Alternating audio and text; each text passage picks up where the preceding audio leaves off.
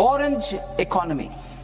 India's animation, visual effects, gaming and comics sector, AVGC sector, is a growing industry projected to require 2 million professionals by 2030.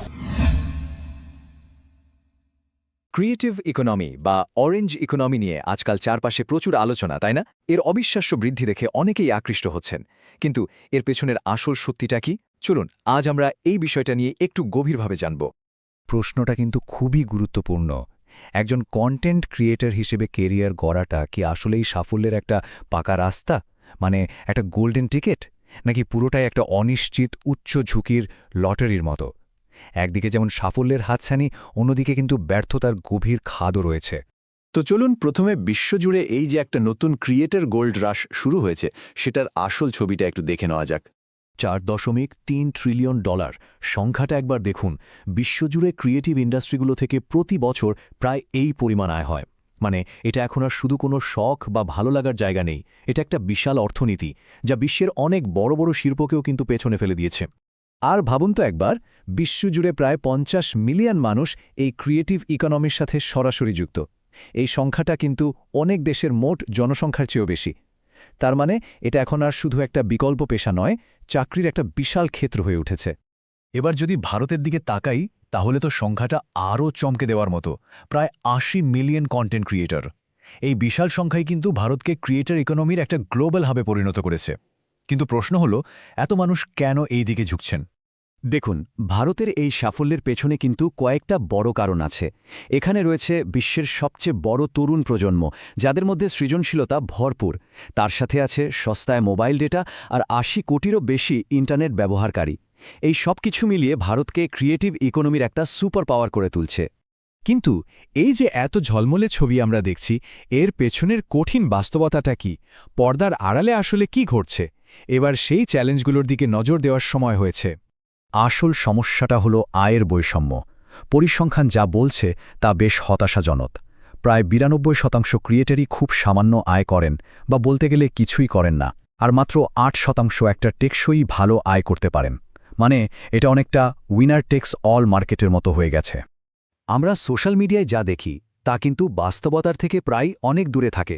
একদিকে ইনফ্লুয়েন্সারদের বিলাসবহুল জীবনযাত্রার ছবি, আর অন্যদিকে বেশিরভাগ ক্রিয়েটরদের বাস্তবতা হল বার্নআউট, অ্যালগোরিদম নিয়ে দুশ্চিন্তা, আয়ের অনিশ্চয়তা আর চাকরির কোনো নিরাপত্তা না থাকা। এই দুটোর মধ্যে আকাশ-পাতাল তফাত। আর এই অবিরাম চাপের একটা ভয়ঙ্কর প্রভাব পড়ে মানসিক স্বাস্থ্যের ওপর। লাইক আর ফলোয়ারের পেছনে ছুটতে গিয়ে বিশেষ করে তরুণ প্রজন্মের মধ্যে উদ্বেগ, বিষণ্ণতা আর আত্মবিশ্বাসের অভাবের মতো সমস্যাগুলো দিন দিন বাড়ছে। এটা কিন্তু একটা মারাত্মক সংকট। তাই অভিভাবকদের জন্য এই চেকলিস্টটা খুব কাজের হতে পারে। সন্তানের মধ্যে যদি এই লক্ষণগুলো দেখতে পান, যেমন পড়াশোনায় অবহেলা, লাইক ফলোয়ার নিয়ে অতিরিক্ত চিন্তা বা বন্ধুদের সাথে মেলামেশা কমিয়ে দেওয়া, তাহলে বুঝতে হবে এখনই সতর্ক হওয়ার সময় হয়েছে। তবে হতাশ হওয়ার কিছু নেই, এখান থেকে বেরোনোরও পথ আছে। চলুন এবার আলোচনাটা একটু কৌশল আর সমাধানের দিকে নিয়ে যাই। কন্টেন্ট তৈরিকে শুধু একটা শখ হিসেবে না দেখে একটা সত্যিকারের বাণিজ্যিক উদ্যোগ হিসেবে ভাবার সময় এসেছে। আর এই নতুন ভাবনাটাকেই বলা হচ্ছে ক্রিয়েটরপ্রনিওর। এর মানে হল শুধু একজন ক্রিয়েটর হয়ে থাকা নয়, বরং নিজের সৃজনশীলতাকে কাজে লাগিয়ে একজন উদ্যোক্তা হয়ে ওঠা। আসল লক্ষ্য ভাইরাল হওয়া নয়, একটা টেকসই ব্যবসা গড়ে তোলা।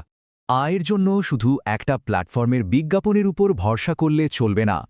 আয়ের উৎস বাড়াতে হবে, যেমন নিজের ব্র্যান্ডের জিনিসপত্র বিক্রি করা, ডিজিটাল কোর্স বা ইবুক তৈরি করা, অথবা ফ্যানদের জন্য সাবস্ক্রিপশন মডেল চালু করা। এরকম অনেক পথ কিন্তু খোলা আছে। দীর্ঘমেয়াদী সাফল্যের জন্য একটা স্পষ্ট পরিকল্পনা বা রোডম্যাপ থাকাটা খুব দরকার। গল্প বলার দক্ষতা বাড়ানো থেকে শুরু করে নিজের ব্র্যান্ড আর একটা টিম তৈরি করা পর্যন্ত প্রত্যেকটা ধাপই কিন্তু সমান গুরুত্বপূর্ণ। এই রোডম্যাপটা অনেকটা সেই পেশাদার পথের দিশা দেখায়। এখন আসা যাক দীর্ঘমেয়াদী পরিকল্পনার কথায়। এখানে সৃজনশীল উচ্চাকাঙ্ক্ষার সাথে পড়াশোনা বা মৌলিক শিক্ষার একটা ভারসাম্য রাখাটা সবচেয়ে বেশি জরুরি। অনেক শিক্ষার্থী আর তাদের অভিভাবকদের এই কঠিন সিদ্ধান্তের সামনে দাঁড়াতে হয়। প্রশ্নটা হলো, শিক্ষা আগে নাকি ক্লিক? স্বল্পমেয়াদী খ্যাতির পেছনে ছোটা বেশি জরুরি, নাকি দীর্ঘমেয়াদী দক্ষতার একটা শক্ত ভিত্তি তৈরি করা? এখানেই একটা ভারসাম্যপূর্ণ পদ্ধতির প্রয়োজন। এই টেবিলটা দেখলেই বিষয়টা আরও পরিষ্কার হয়ে যাবে। দেখুন, আনুষ্ঠানিক শিক্ষা একটা স্থিতিশীল ভবিষ্যৎ আর বিভিন্ন ক্যারিয়ারের দরজা খুলে দেয়।